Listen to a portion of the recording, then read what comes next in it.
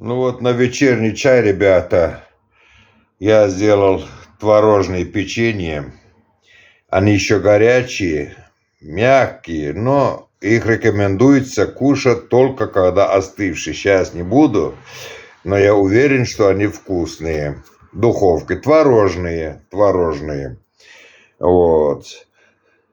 С медом можно, без меда можно, и так вкусные. Я туда добавлял чистый мед, натурпродукт. Вот, мед добавляю, творог. И вот так вот, творожно-медовый, можно сказать. Вот.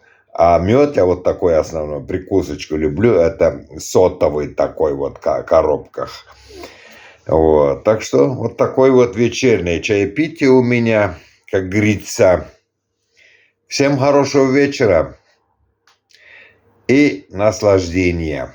Готовьте себе на здоровье, радуйте себя. Всех вам благ.